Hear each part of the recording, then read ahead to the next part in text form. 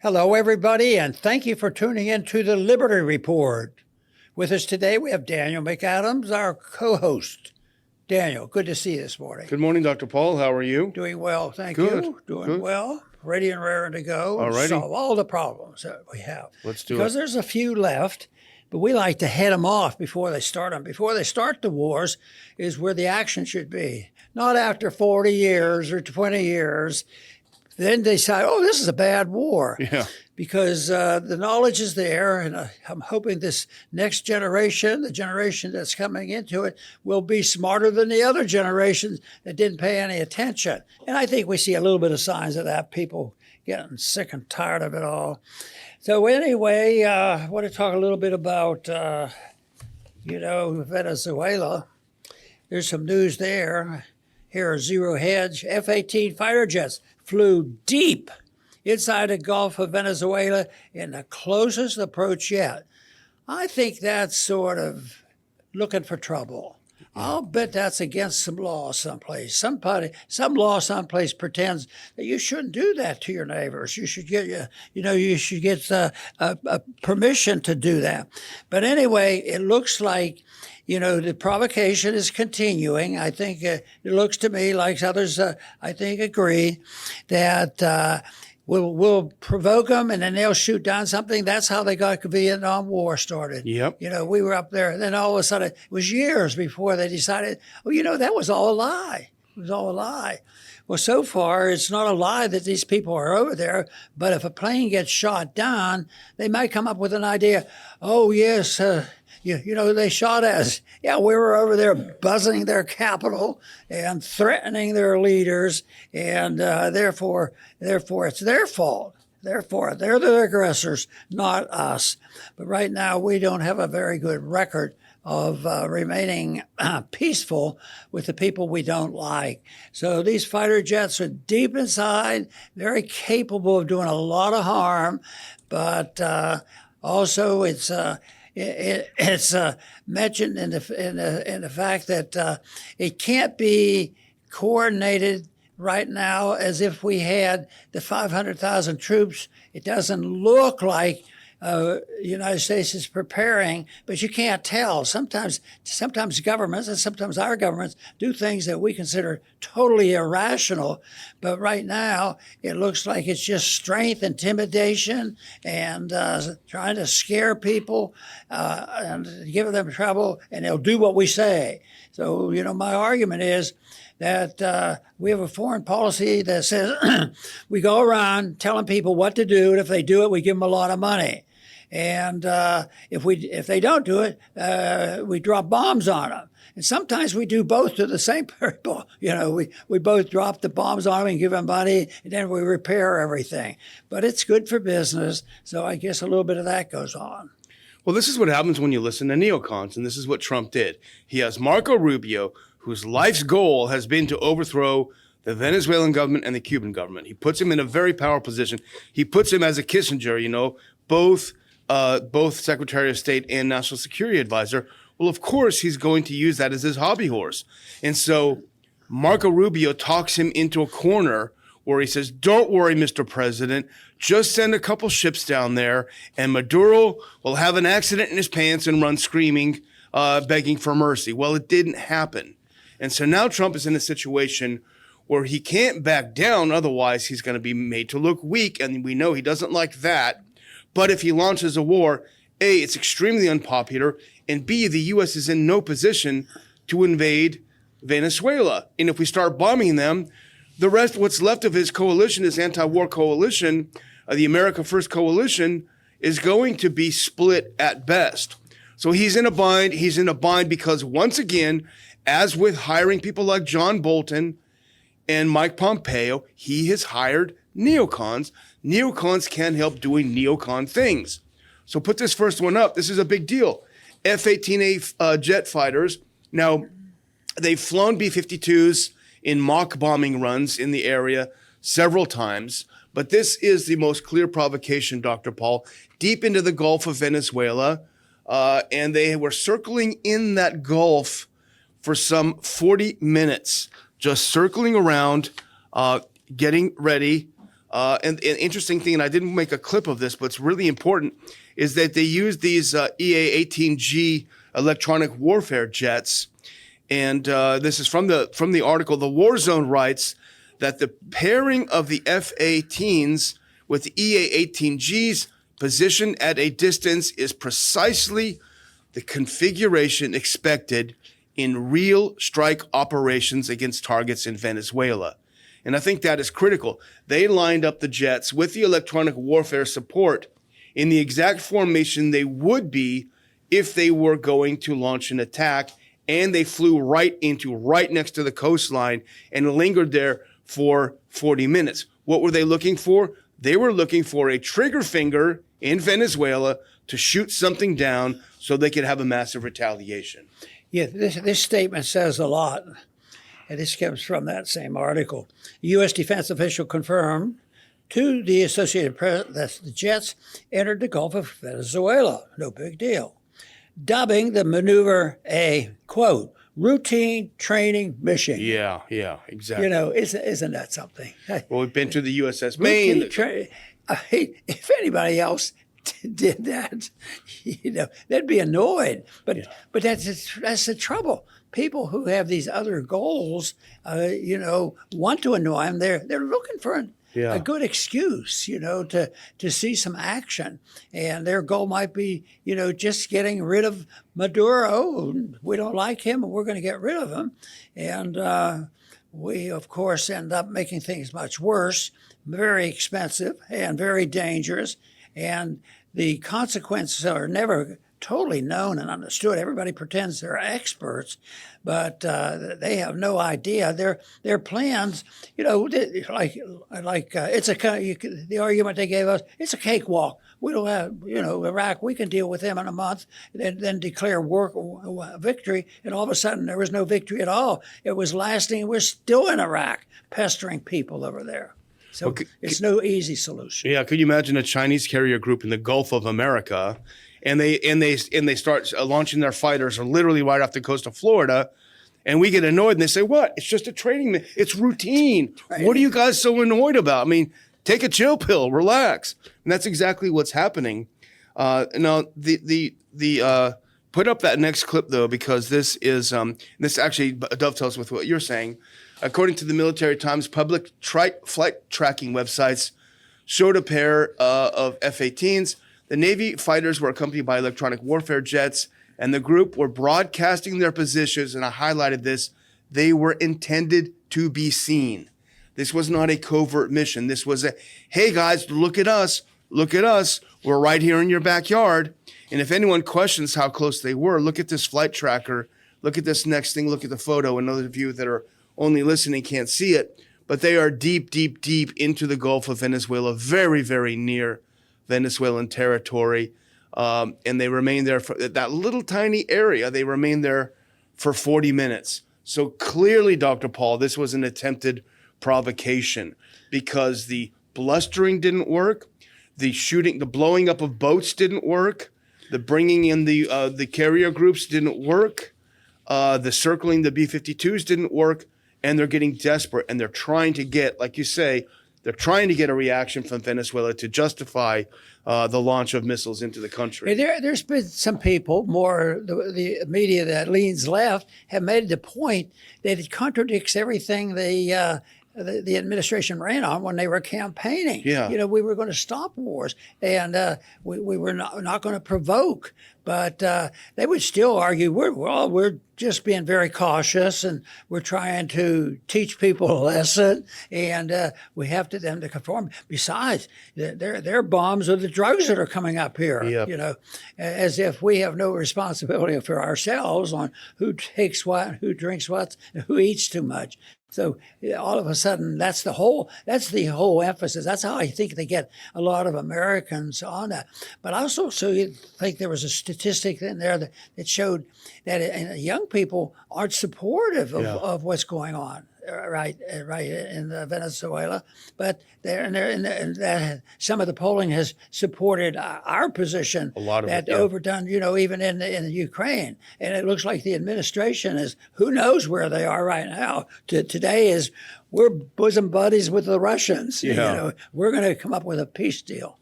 Well, it's like the looking glass. A word means what I say it means. And we say we aren't starting any new wars. Well, this isn't a new war. This is an attack against terrorists. This is an old war. This is the extension of 2001 authorization for military force. We're going to call these people narco-terrorists, and they fall under that blanket, authorization to fight terrorism. So that's exactly what they're doing. They're changing language, and it's working on a lot of people. There's no question about it. But let's so we have that. Provocation is very, very clear. But if you go to the next clip, this is a political piece that came out today. The problem is there's really nothing to back up the bluster. Trump lacks support or logistics for Venezuela ground invasion. Go to the next one.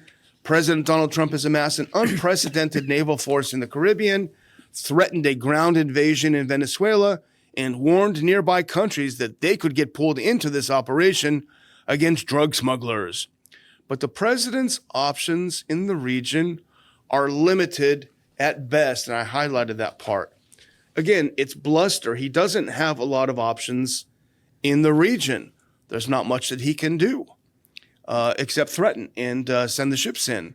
Now, one of the things they say, there's no sizable, go to the next one, there's no sizable ground force in the region, Dr. Paul, and it would take a significant visible logistic effort to move thousands of troops into a friendly country, U.S. territory nearby, even though President Trump said in an interview yesterday, Maduro's days are numbered.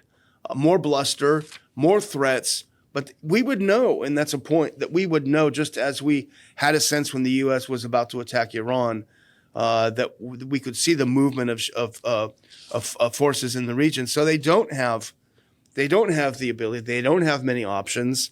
And in the article, I didn't clip this though, Dr. Paul, but it said in the current configuration, the only thing they can do is lob 200 Tomahawk missiles into Venezuela. And you say, well, that wouldn't be a walk in the park. That wouldn't be very fun to have 200 Tomahawks hit your country. But the question is, hopefully someone is asking in the Pentagon, Mr. President, then what? Because Venezuela is the size of France and Germany put together. It's a big country. Even 200 Tomahawks is not going to win the war against Venezuela with a sizable standing army and an even much more enormous militia that will be willing to fight from the jungles if that's what it takes. So I would be asking, if I were in the Pentagon, now what? Then what? We launch some missiles and what? We go home? It's over? But the people who aren't in favor of this, even Republicans, are using previous policy, current policy, and what Trump has done so far. And in that article you cite, it says interviews with 6 Republican lawmakers, Pentagon officials, and White House advisors underscore the extreme challenges of a ground invasion and collective belief that Trump's rhetoric, bolstered by his sudden bombing of the Iranian nuclear program this summer, could be enough to convince Maduro. That's what they're hoping. Yeah. But about all that does is hopefully it wakes up more Americans. But most people forgot about us bombing Iran. And then they say, wonder why the Iranians don't like us, But it's back to this idea that if they started dropping bombs on Dallas, Texas, I wonder what people would think. They'd be ready to do a little fighting. Yeah, absolutely. And the other thing, and you mentioned this, if you put on that next clip, and this is important because this has been consistent from the beginning. The idea of attacking Iraq is very unpopular in the United States. And obviously, if I'm a Republican and I'm looking toward the midterms, the last thing I want to see is a country bogged down in war. You basically are writing the script for the Democrats wanting to take over the House and Senate. Now, here's from that same Politico article. The public does not appear to support such measures. A recent CBS News poll found that 70% of the American public is opposed to Trump taking military action in Venezuela. Now, here's a former defense official who says the Trump administration was hoping to scare Maduro into departing Venezuela. But if that doesn't work, the remaining military options are unappealing. And if Maduro does indeed depart by choice or by force, then it leaves open the question of whether U.S. forces will be needed to secure the country and for how long. In other words, the briar patch is that's the best case scenario, is a briar patch. Maduro says, okay, I'm out of here. I'm out of 5,000. And then they say, well, what are we going to do now? Because the country descends into chaos. The boss of all this is even getting, a little skittish about it. And the boss I'm referring to, I think he's from South Carolina. I think his last name is Graham. Yeah. And he says that I don't think we need this right now. And so if he's getting skittish about it, but he's still using the terms narco-terrorist. When that term was, publicized and popularized over Iraq, there was a request, why don't you define terrorism? What is terrorism? Can it be verbal and all? And really, they start wars and kill people, but there's not a precise definition of that. But if there's an act of aggression and there's a clear evidence of somebody committing that act of aggression, that's a different story. But everything is, terrorism. Oh, well, we have to deal with that. So now they're using it for Venezuela. And I don't know how many actual terrorist attacks the Venezuelans have used against us. They can't even pin the label on them as producing any of these drugs. But sometimes it passes through their country, that kind of stuff. But even that, they say that doesn't really happen. It passes through Mexico, They don't produce it. And this whole cartel of the sun was made up. It doesn't even exist, It's totally fit. But the other thing, and this isn't rocket science, this whole operation is counterproductive because what does it do? It makes Maduro actually more popular. If we wanted to weaken support for Maduro, making him into the big hero that stands up to the Yankee imperialists is not the way to do it. So he looks stronger. He doesn't look like a guy who's not managing the economy very well, whatever the point are. He looks like a big tough guy standing up. And the other thing is he will have he'll have open season to crack down on political opposition. Because if you oppose him in any way, shape, or form, well, you must be in league with the Yankee imperialists. We're going to put you in jail. So he has carte blanche to crack down politically, and he looks like a big national hero to his own people. Talk about being counterproductive. Why would you leave in this situation? All this supports our position. Just stay out of these areas. Stay out of these things. Yes, there wouldn't be perfect peace and prosperity there, but there'd be a better chance than going through this on again, off again. Friends here threaten him, send him money, and think that's going to bring. I don't even know what their ultimate goal is. What do they want? Yeah, what are they really looking for? I mean, a couple months ago. It was hardly a mention of Venezuela. Nobody was losing any sleep over it. Yeah. Now the young people ought to start worrying about this, because when there's rumbles about drafting up kids, what's behind that. So I think that's one of the reasons some people are getting very, very concerned about this overall foreign policy. Well, that's a great segue, Dr. Paul, to our next story. Young people should be worried about this because of an article we saw on antiwar.com, 30 years of antiwar.com, by the way. Congratulations. Great article in the Orange County Register about that. I did send some emergency clips over there in the back. I see smoke coming out. I see heads exploding, but I forgot to send it. I messed up. Oh, there we go. A big round of applause for our friends in the back, for Ash back there. This is what was in antiwar.com. House and Senate agree to make draft registration automatic. Whoa, hang on a minute. Yes, this is in the NDAA, Dr. Paul, the notorious NDAA. And this is something actually from the conference committee.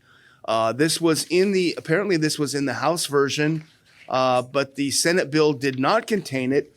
And when they met in conference, which is what they do to reconcile the two different bills, at least according to our most recent reading of it, they agreed to retain the House position of automatically registering Americans. Now, I'm not sure. I don't remember if it's clear if it's for male and female or not, or if they don't. I'm not quite sure. I don't know how that works. But the point is, you no longer have to make that physical move to register. They got it covered for you. You're registered. You're ready to go to Venezuela. That was because nobody was registering anymore. Yeah. So that was a mission of defeat. But this has been going on for a bit because the draft's been on and off all the way back to the Civil War and World War I. And yet the fiasco in Vietnam prompted a cancellation of the draft, and that was a big deal. Yeah. And I remember Milton Friedman being involved in that because he didn't like the draft, but others were. Yeah, they got rid of it. But in 1980, I was involved in a big discussion of the return of the draft. Yeah. And there was a big vote, and we who were working on it, and there was a good coalition between Republicans and Democrats. We thought we had taken care of this, but conference report or something else, we did not, make it that there would be no draft. So the draft has been here, but it's been ineffective, thank goodness. But it's an issue that is fascinating how it comes about because it hinges on the 13th Amendment. Yeah. And the 13th Amendment, it's one of our short amendments, and it's right to the point. Neither slavery nor involuntary servitude, except as a punishment for crime, whereas the party shall have been duly convicted, shall exist within the United States or any place in their jurisdiction. Clear. So that's very clear. Yeah. But an interesting a side effect on one of this is they said this was too weak because it wasn't inclusive, and they made this exception that if you're a convicted criminal, you can't force them to work. I don't know whether I'd lay awake at night worrying about that, but that was one of the things they got. But the whole thing is we shouldn't even be dealing with this kind of thing, about forced labor, and the draft. The draft is so bad, but just think of the silly stuff that's going to come up now. We're arguing between whether the men, other than the men, women being drafted, and they're the people who want equal rights, they're in a bind for this. Yeah. So some of them want to really help women's rights. Oh, we want to send them off. At the time we talked about this was Vietnam was going on. Yeah, we need to send a bunch of women over there. Yeah, take them away from their kids. Really destroy the family. And that to me makes no sense. Now we have Supreme Court justices that if you ask them, well, define a woman. I don't know. And they can't even define a woman. And yet they're now arguing over whether they can draft those undefinable creatures that are created, for who knows what reason. I remember when the 1980 debate happened. I was a teenager, so I was facing, this whole idea of the draft. And I supported Reagan. I voted for him twice. That's back when I was voting. And I loved Reagan. But this whole thing, with his faults, but this whole thing, if you remember, was really wrapped in the flag. This is a patriotism. This is Reagan's patriotism. And it was only a few people like you, and actually that's one of your early left-right coalitions that you built, who said, hang on a minute. Being a slave is not patriotic at all. I think he worked with Representative Pat Schrader on this. Schroeder. Yeah, Pat Schrader on this. So the draft makes no sense whatsoever. But I'm going to tell a short personal story about the draft because I remember World War II, friends, neighbors, and relatives going off to World War II. Several didn't come back. And then when I was in high school, it was Korea. A teacher was taken out of our school, sent back. He had been in World War II, taken back and forced into Korea, and he died over there. So has been on my mind, and the draft. So I always was concerned about that. And when I was making a decision on my career, I was not. I didn't early on decide, well, I want to be a doctor. I want to be a doctor. And I was in a dilemma what to do. But the thought that came to my mind is, I know I can't shoot people. especially the ones I don't know and all the tragedy. So but I wasn't on the verge of saying I will always, resist the draft. But what I did was it helped me make a decision, sort of accidentally or just because that was one of my motivations. I thought, an MD isn't dedicated to carry the rifles. And so it motivated me to go into medicine.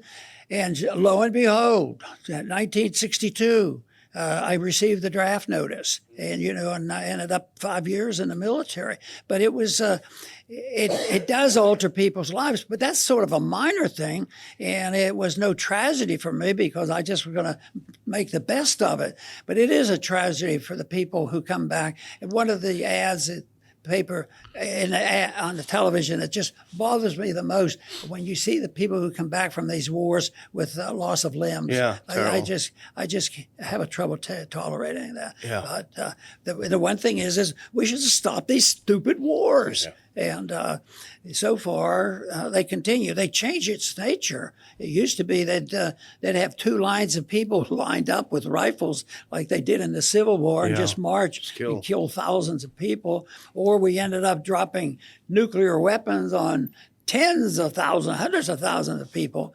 So it just baffles me on what human nature has done and the human being has done in developing technology. We can put stuff on Mars and we can to make a trip to the moon, and yet we do some of these dumb things that literally destroys people's lives because there's not enough emphasis and an understanding of what true freedom means that we should be protecting. And the draft is a function of empire, because if we actually were invaded, you wouldn't have to draft people. First of all, we got enough guns here already to take care of business, especially down here in Texas. But you wouldn't have to convince people to defend their country, I think. I mean, I'd like to believe that. No, and I bet the women would too. Women would too. I mean, look at the Soviets when they resisted the Nazi invasion. The women were out there too. Everyone was doing it. So you wouldn't have to draft just because people don't want to fight for Venezuela. They don't want to fight for Israel. They don't want to fight for Ukraine, Our founders were really old-fashioned. They said that they would have to, that wars could only be started, with a lot of deliberation by the people and through the members of Congress and the House and Senate would make these declarations.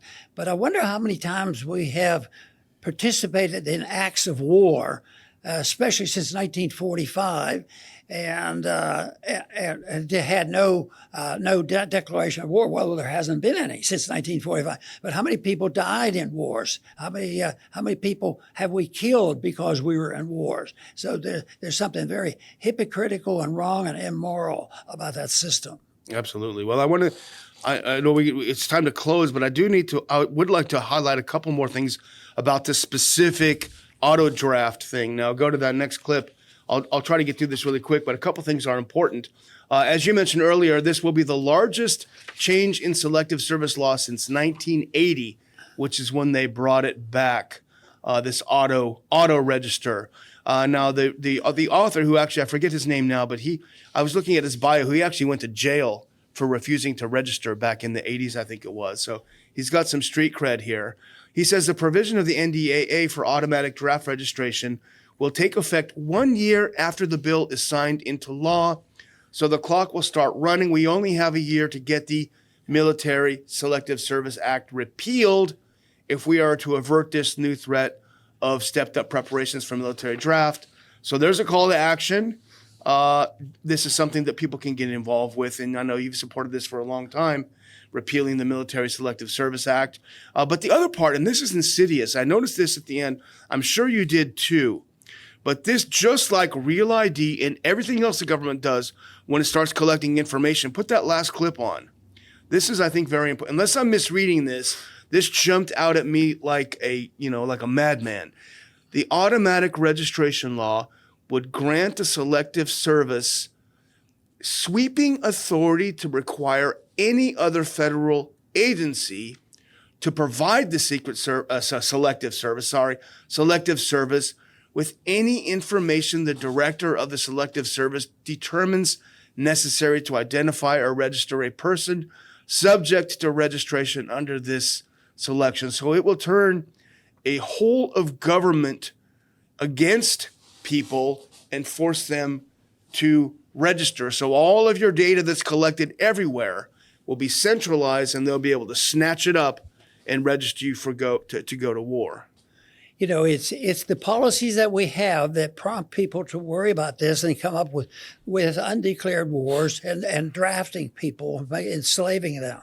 And so it starts with the main type of policy that we have, and the policy that we resent so much is interventionism, that we're involved in other people's business, and they have their problems, but they shouldn't be solved by the United States going 6,000 miles away and trying to pretend that we're sent there and the results will be good. Most of the time, our interventions have caused a great deal of problem.